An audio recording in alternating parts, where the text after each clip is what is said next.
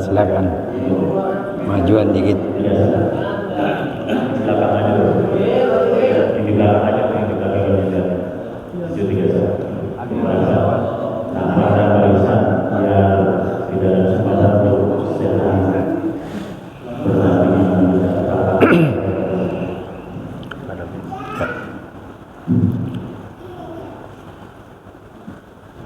Assalamualaikum warahmatullahi wabarakatuh.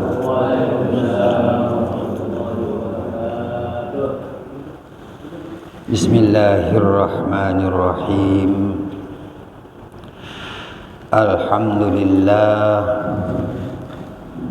Alhamdulillahilladzi khalaqal mauta wal hayata liyabluwakum ayyukum ahsanu amala.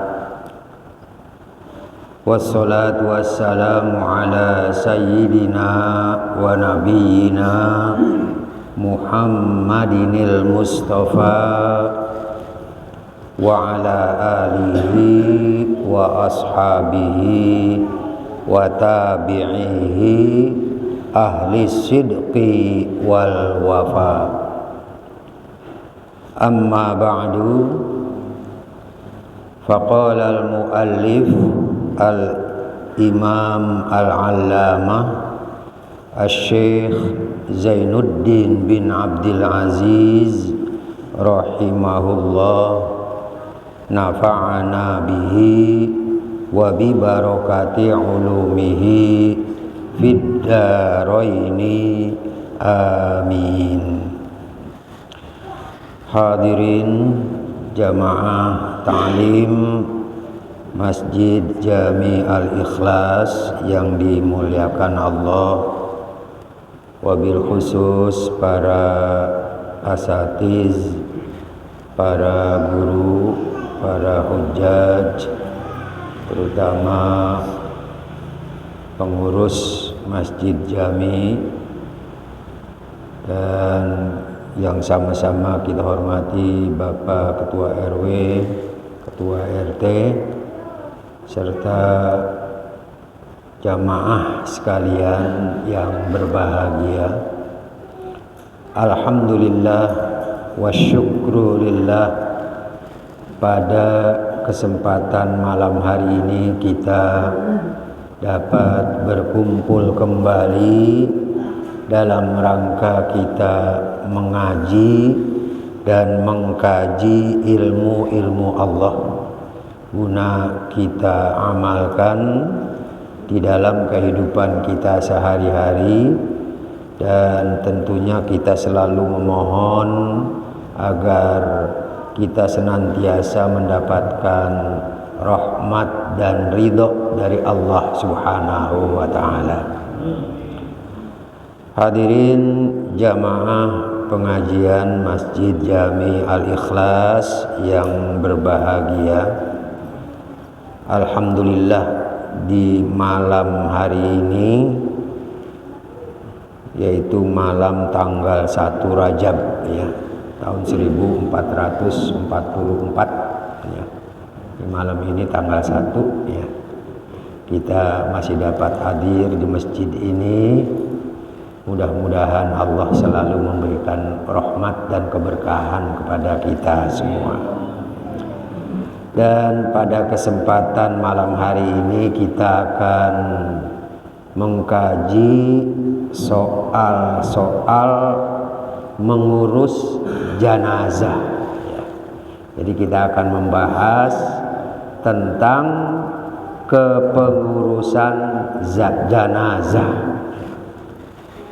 Jadi janazah itu disebut janazah kalau dari segi istilah itu kalau mayat itu sudah masuk ke kurung batang, itu jadi janazah. Tapi kalau belum dimasukin ya masih kita sebut dengan mayat atau mayyit ya. Bahasa Indonesianya mayat ya. Jadi bahasa Arabnya mayyit. Jadi kalau sudah masuk ke kurung batang, itu istilah di negeri kita ya janazah. Nah, di dalam ajaran Islam saya ngambil rujukan ini kitab Fathul Mu'in ya. Fathul Mu'in, di mana kita selaku umat Islam apabila ada saudara kita yang meninggal, ada 4 hal yang wajib kita lakukan, di mana hukum 4 hal ini adalah fardu kifayah. Jadi dalam kepengurusan jenazah itu yang menjadi kewajiban bagi kita adalah 4 hal. Yang pertama adalah memandikan. Jadi memandikan jenazah itu merupakan satu kewajiban bagi kita. Kemudian yang kedua adalah mengkafani, membungkus. Jadi membungkus pun itu fardu kifayah. Nah, yang ketiga adalah mensolati atau menyolati jenazah. Serta yang terakhir yaitu menguburkan. Nah, ini kalau kita bahas ya satu persatu ini panjang ini ya.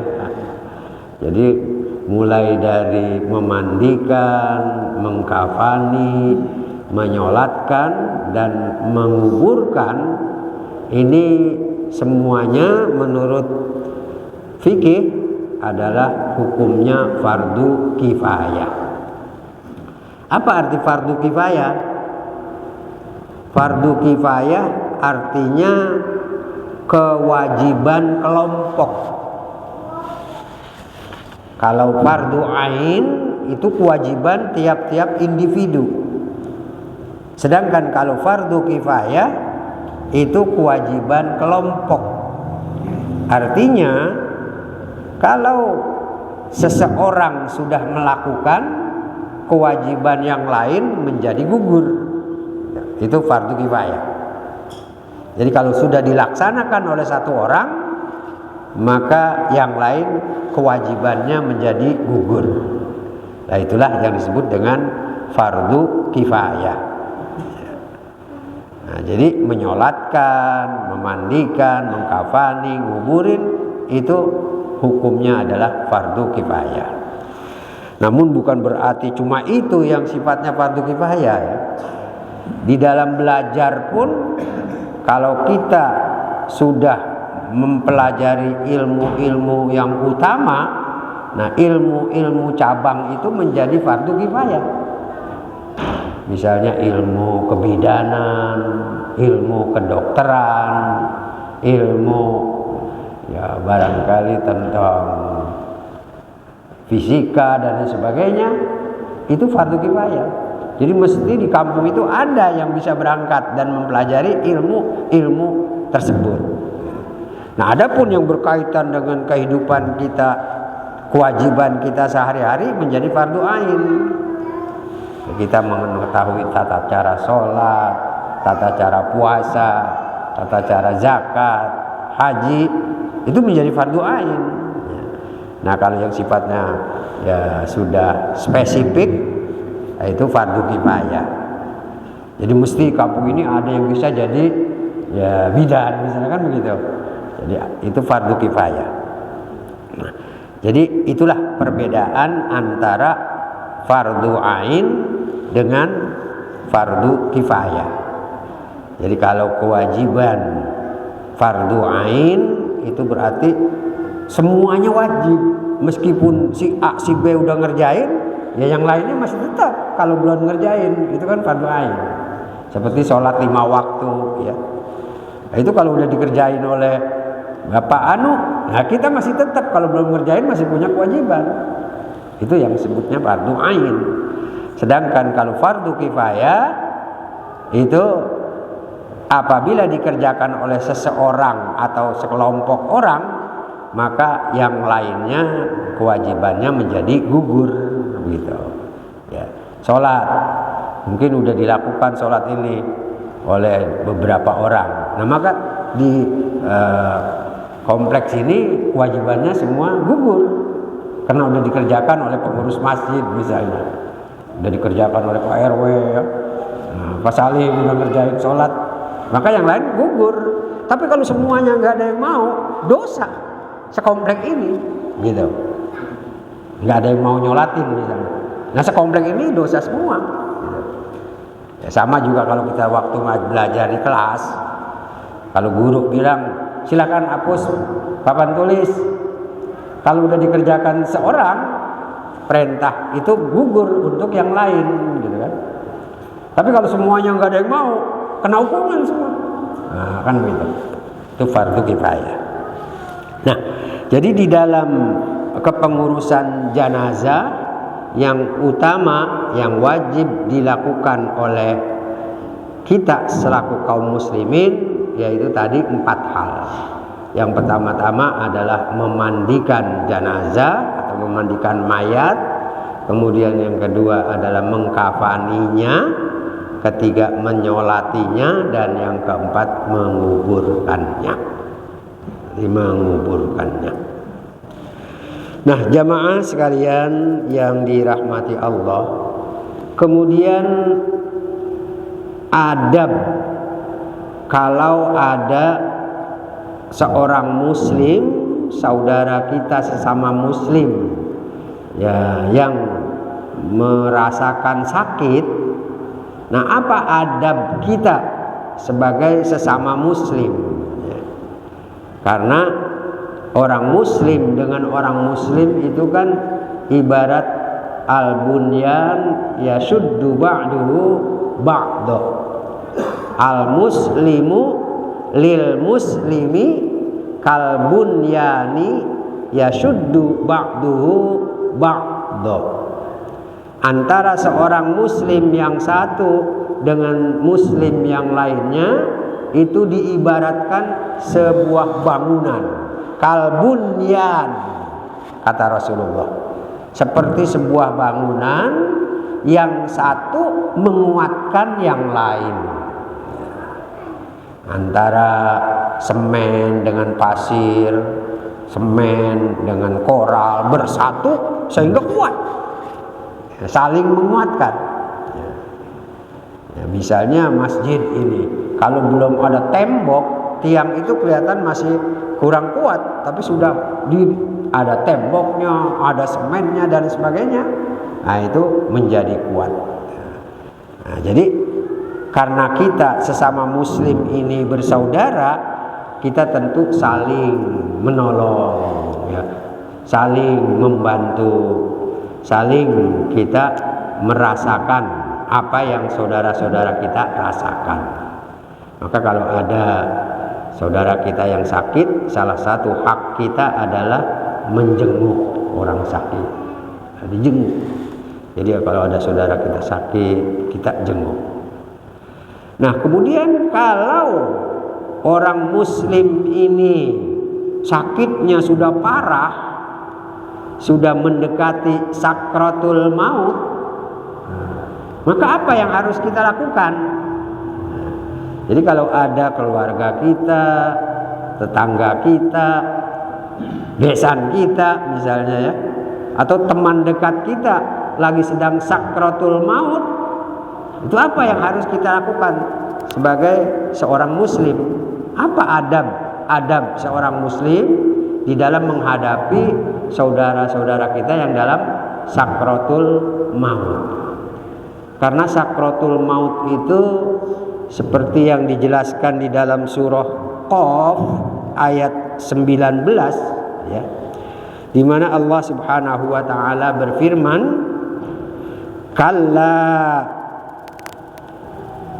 Jadi Allah menyatakan a'udzubillahi minasyaitonir rajim, wa ja'at sakratul maut bil haqqi dzalika ma kunta minhu tahid. Wa ja'at sakratul mauti bil haqqi dzalika ma kunta minhu tahid. Dan datanglah sakratul maut dengan sebenar-benarnya. Jadi kita harus yakin sakratul maut itu ada. Jadi sakratul maut datang dengan sebenar-benarnya. Zalika ma kunta minhu tahid. Yang demikian itulah yang kalian selalu lari daripadanya. Kalau kita sakit kan, kalau kita punya duit dibawa ke sana, bawa kemari kan begitu. Saking takutnya dengan sakratul maut. Yang punya ya uang banyak ya kadang-kadang berobatnya ke Singapura, ke Jepang kan begitu. Ya kalau yang nggak punya duit ya udah pasrah aja kan. Yang banyak punya duit begitu. Kenapa kok sampai lari-lari ke Singapura, ke luar negeri? Karena saking takutnya dengan sakratul maut. Maka di dalam surah Qaf ayat 19 itu Allah katakan, jadi Allah bilang zalika ma kunta minhu tahid. Itulah yang kalian selalu lari karena takut akan datang sakratul maut. Kalau sakratul maut datang, maut pasti tiba kan gitu. Kalau sekarat itu kan sesuatu yang apa? Ya lebih galau lah kayak kita begitu ya. Jadi galau. Nah, maka ada beberapa hadis yang menerangkan apabila saudara kita sudah menghadapi sakratul maut, kita dianjurkan untuk membaca Yasin. Ada hadis riwayat Imam Ahmad menyatakan, Iqra'u ala mautakum surata Yasin. Ini kata Rasulullah Shallallahu Alaihi Wasallam, Iqra'u ala mautakum surata Yasin.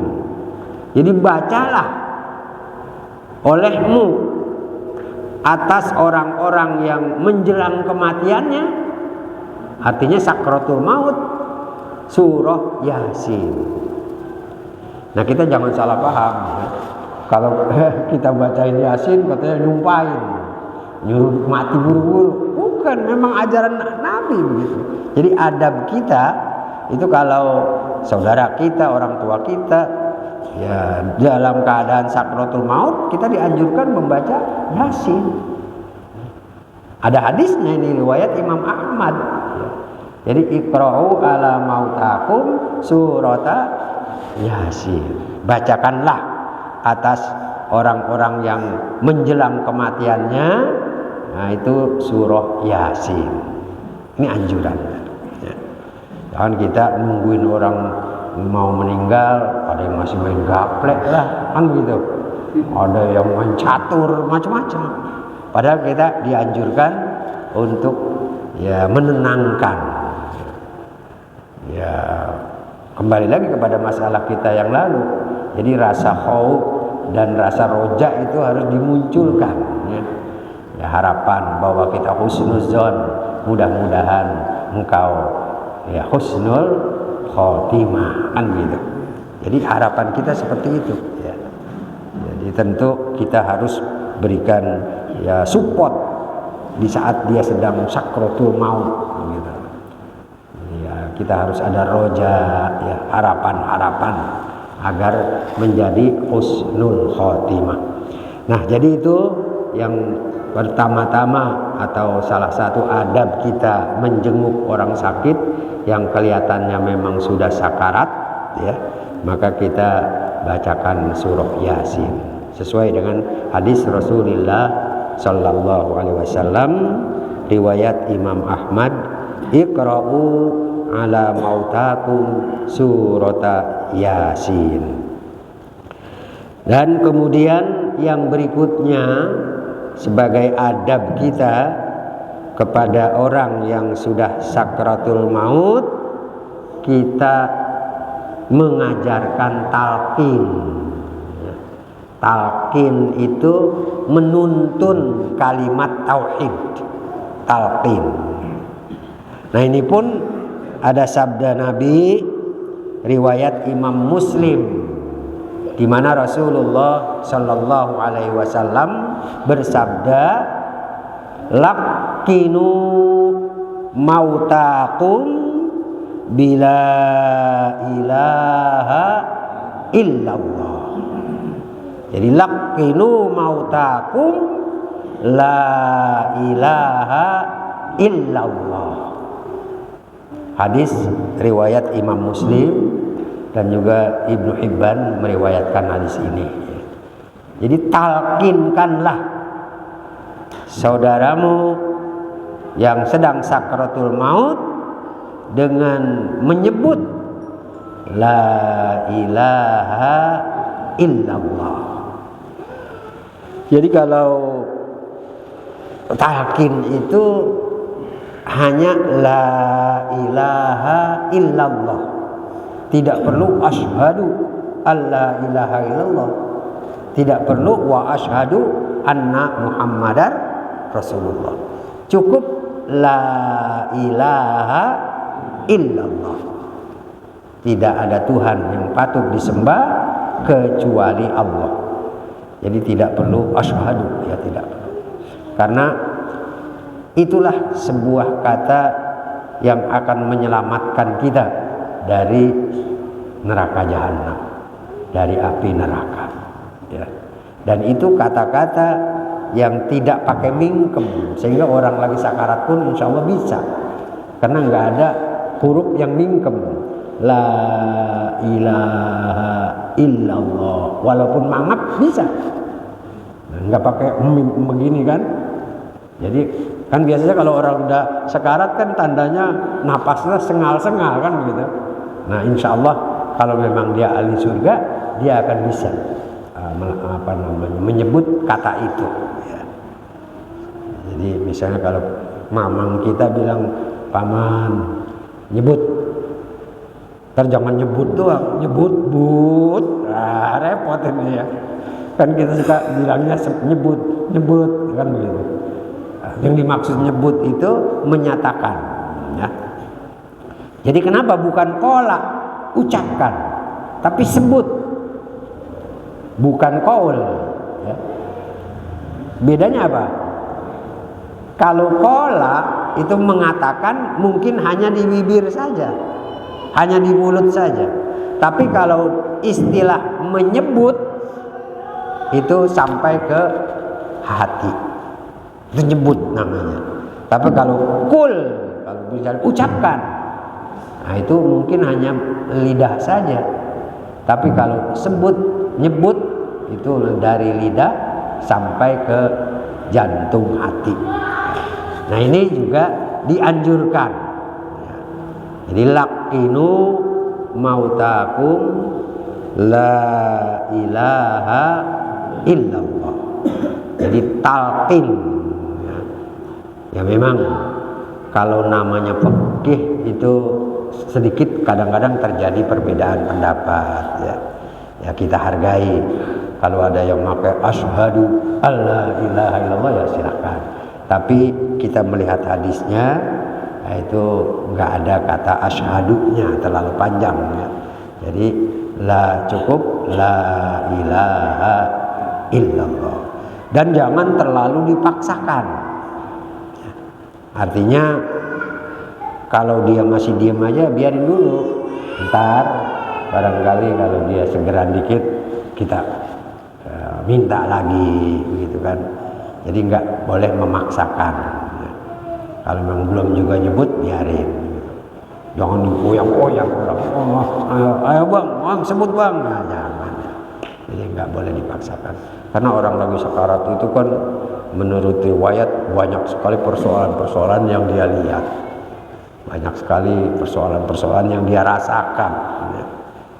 Ya, bahkan sakitnya kadang-kadang kita lihat hadis itu ada yang bilang seperti kambing hidup lagi dikelet, macam-macam, ya Allah. Ya, nauzubillah min zalik. Nah itu sunnah. Tadi juga membacakan Yasin hukumnya sunnah.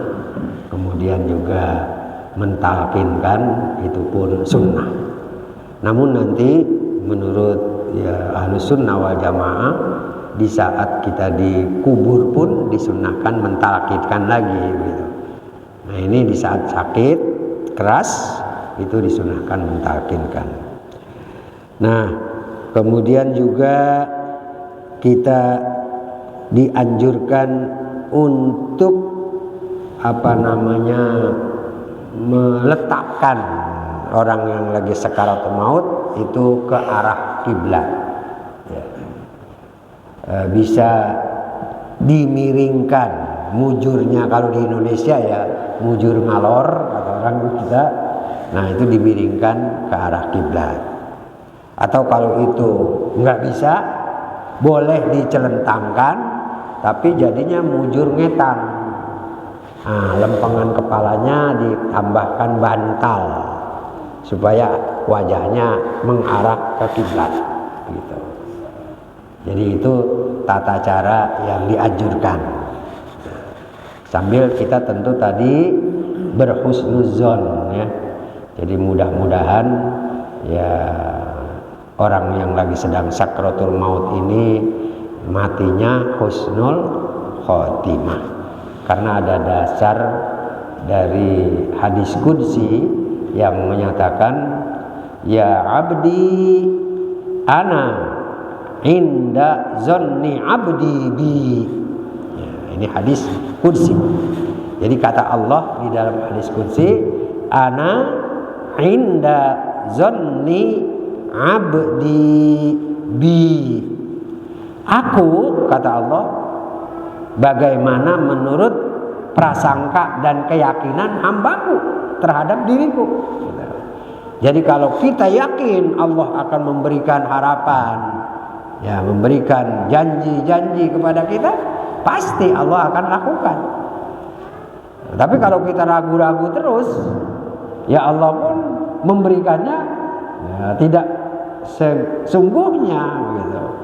Makanya kita harus yakin apa yang kita minta, apa yang kita ya, harapkan, nah itu betul-betul diterima oleh Allah. Ya, jadi begitu. Jangan ini kebanyakan yang pada doa, apalagi waktu di wukuf di padang Arafah, 3 juta orang pada mohon sama Allah. Kira-kira doa kita didengar apa enggak? Ya, jangan begitu. Harus yakin. Dan juga jangan terlalu ngeyel. Ngeyel bahasa Jawa ya gitu ya. Ngeyel itu misalnya saya Abdullah yang tinggalnya di perumahan elok, yang kerjanya ini, nggak usah pakai ngeyel-ngeyel begitu ya. Malaikat udah pasti Abdullah mohon ya Allah kan begitu. Jadi nggak pakai yang tinggalnya di RT 1 RW 2, jangan ya. Kalau doa jangan terlalu detail, jangan. Nyasar kan? Ya cukup ya kalau misalnya mau ditambahin ya Abdullah bin Abdul Muttalib begitu ya, jangan sampai tinggalnya RT 1 RW 2 yang nomor RW-nya bapak ini. Itu terlalu ngeyel. Nah jadi seperti itu ya. Jadi kita husnuzon bahwa apa yang kita inginkan pasti diijabah oleh Allah Subhanahu wa taala. Nah, hadirin jamaah sekalian yang berbahagia, itu antara lain adab-adab di dalam kita menghadapi orang yang sedang sakratul maut. Jadi yang pertama-tama kita bacain surah Yasin atau zikir-zikir ala kadarnya, yakinkan gitu. Kemudian yang kedua talkinkan, dan yang ketiga tentu hadapkanlah ke arah kiblat. Hadapkan ke arah kiblat. Saya kira sementara sampai di sini dulu. Kalau ada hal-hal yang mau di-share silakan, atau mau ditanyakan atau ada tambahan dipersilakan.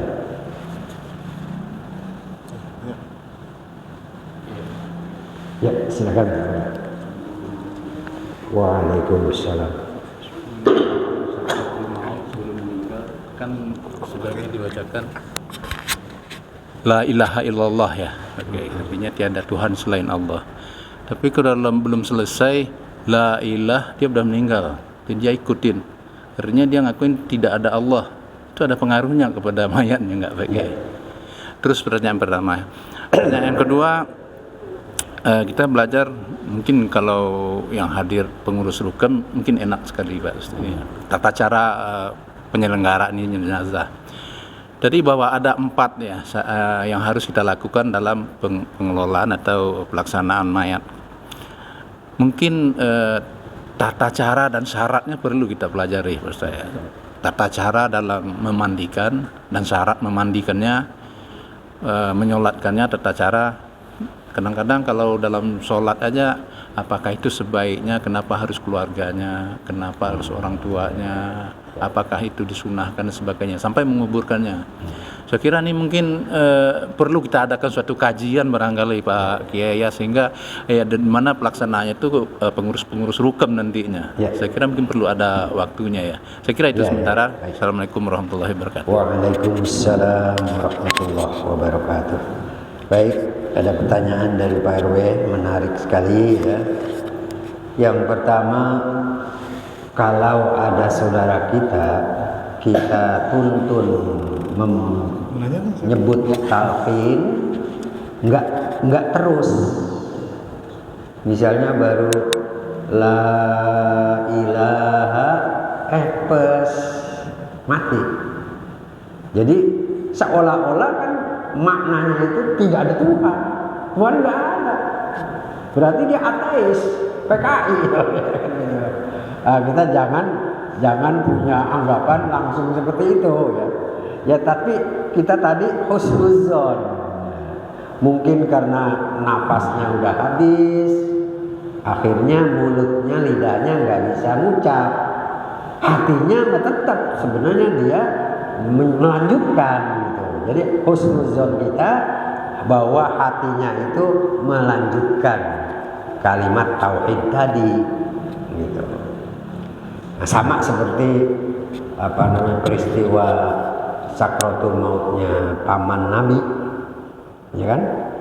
Jadi ketika paman Nabi yang bernama Abu Thalib di saat sakratul maut, kan waktu sakratul maut itu kan karena Islam ya belum belum dideklarasikan lah gitu ya. Nah waktu itu Nabi ngajarin talqin. Nah, cuman ini orang-orang kafir ini pada melotot ya kan begitu. Akhirnya Abi Thalib ini enggak ucap, lidahnya tidak ucap. Sehingga sampai hari ini masih terjadi polemik apakah Abu Thalib ini masuk surga atau enggak kan gitu. Nah, kita selaku umat Islam itu tentu punya pendapat bahwa Abu Thalib tidak menyebut kata la ilaha illallah karena untuk menjaga agar jangan sampai Rasulullah dimusuhin sama orang-orang kafir ini. Karena kalau dia menyebut, tentu marahnya kan kepada Nabi Muhammad. Sehingga husnuzon kita bahwa Abu Thalib adalah Muslim. Abu Thalib mendapatkan balasan dari Allah dengan pembelaan perjuangan Nabi. Ya kan Rasulullah selalu dibela oleh Abu Thalib di saat melakukan perjuangan Islam gitu. Tapi di saat sakratul maut tidak terungkap lidahnya gitu. Sehingga ada yang berpendapat dia kafir. Enggak mesti begitu kan. Jangan dikit-dikit ngapirin orang, jangan ya. Jadi kita selaku umat Islam enggak boleh dikit-dikit mentakfirkan orang ya. Jadi kita harus betul-betul punya husnuzon seperti itu. Maka di dalam Al-Quran ketika Nabi nangis, Abu Thalib tidak nyebut la ilaha illallah. Apa jawaban Allah? Innaka la tahdi man ahbabta walakinnallaha yahdi may yasha. Ya Muhammad, sesungguhnya engkau tidak bisa memberikan hidayah kepada orang yang kau sayangi, tapi Allah lah yang akan memberikan hidayah kepada orang yang Allah kehendaki.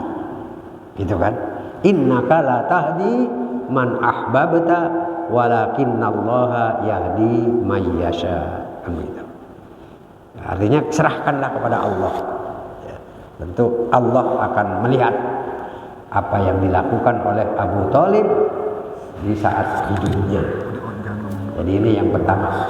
Jadi kita berhusnuzon, bukan berarti kalau illallahnya enggak terucap, dia itu udah langsung kita cap kafir. Ya.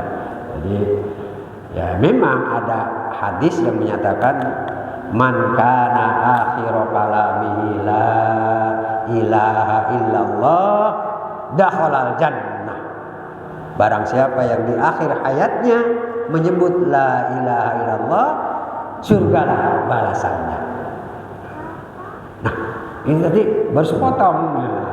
Itulah husnuzon di situ penting. Kemudian mengenai pertanyaan yang kedua tadi, bahwa memang benar perlu kita ini melakukan kajian-kajian. Ya misalnya, nah kalau memandikan apabila air nggak ada, pakai apa? Caranya bagaimana? Itu kan perlu. Kemudian ngubur, kalau matinya di tengah laut, apa harus dibawa ke darat? Nah, kan seperti itu. Nah itu ada di sini ya. Nah, itu perlu kita kaji memang. Nggak cukup sekali.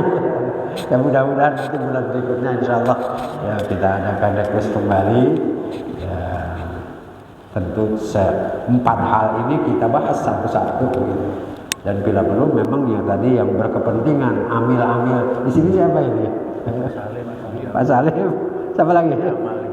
Iya, nah, itu perlu.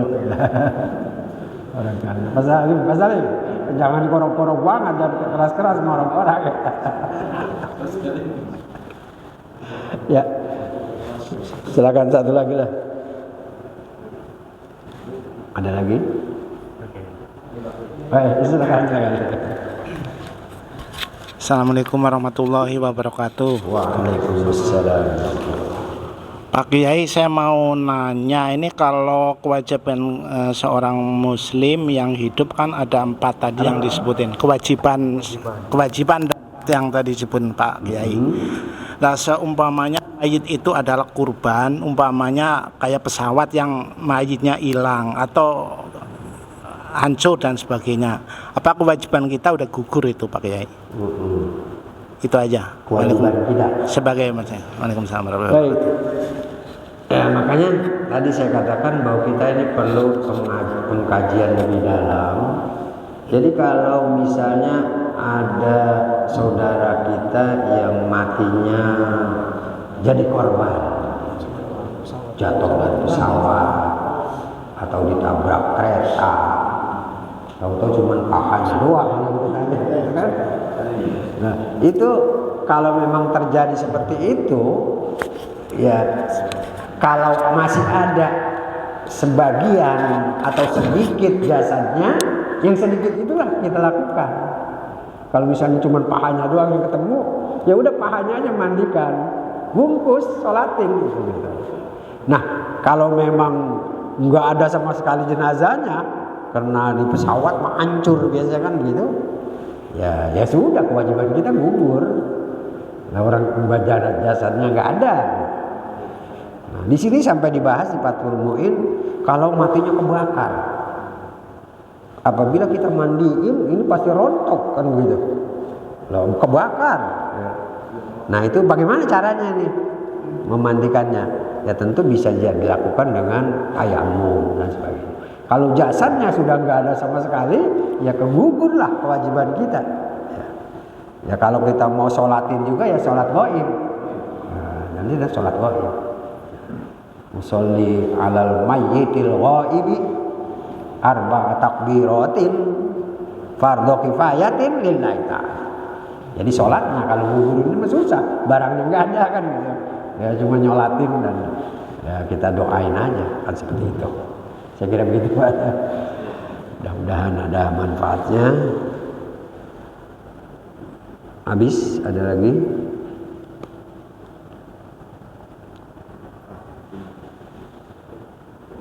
Pak Salim, ada yang mau tanya? Cukup ya? Ada? Cukup ya, sementara cukup dulu. Jadi kesimpulan kita bahwa kalau ada saudara kita yang meninggal dunia, ada 4 hal yang menjadi kewajiban kita yang hidup. Pertama adalah memandikan, yang kedua mengkafani, dan yang ketiga menyolatkan, serta yang terakhir menguburkan. Insya Allah nanti barangkali secara detail kita bahas satu persatu. Nah kemudian ya, di saat sebelum saudara kita meninggal itu akan mengalami sakratul maut ya. Jadi sakratul maut itu pasti kita alami. Jadi semua orang pasti ngalamin sesuai dengan hadis tadi ya. Wajaat sakratul maut bil haq. Adanya sakratul maut itu hak, merupakan kebenaran yang pasti gitu. Jadi ya, walaupun barangkali matinya ya, jatuh dari pesawat, tetap sakratul maut dia rasakan, cuman barangkali sejenak kan gitu. Jadi sakratul maut tetap dirasakan. Nah, mudah-mudahan tentu sesuai dengan apa yang dianjurkan oleh Rasulullah. Kalau lagi sakratul maut apa yang harus kita lakukan. Jadi jangan kita selaku keluarga orang lagi sakratul maut, kita lagi pesta pora, ya, maksiat. Ini pun tidaklah dibenarkan. Nah, mudah-mudahan kita semua, terutama para pelaku ya, yang melaksanakan kepengurusan jenazah ini dapat ya, mendalami lebih dalam lagi. Ya. Terima kasih. Mari kita akhiri dengan doa kafaratul majlis. Bismillahirrahmanirrahim. Subhanakallahumma wa bihamdika asyhadu an la ilaha illa anta astaghfiruka wa atubu ilaik. Al-Fatihah. A'udzu billahi minasyaitonir rajim. Bismillahirrahmanirrahim. Alhamdulillahirabbil alamin. Arrahmanir rahim. Maliki yaumiddin. Iyyaka na'budu wa iyyaka nasta'in. Ihdinas siratal mustaqim. Siratal ladzina an'amta 'alaihim ghairil maghdubi 'alaihim waladdallin. Amin. Bismillahirrahmanirrahim. Alhamdulillahirabbil alamin. Hamdan yuwafi ni'amahu wa yudafi'u niqamahu wa yukafi'u mazidah. Ya Rabbana lakal hamdu wa lakal mulku kama yanbaghi li jalali wajhikal karim wa li azimi sultanik. Allahumma salli ala sayyidina Muhammad wa ala ali sayyidina Muhammad. Allahumma rzuqna ya ilahana fahman nabiyyin wa hifzal mursalin wa ilhamal malaikatil muqarrabin bi rahmatika ya arhamar rahimin. Allahumma aftah lana wa li auladina wa li talamizina ya ilahana futuhal arifin wa faqihna wa iyyahum bil wa faqihna ya wa iyyahum bil.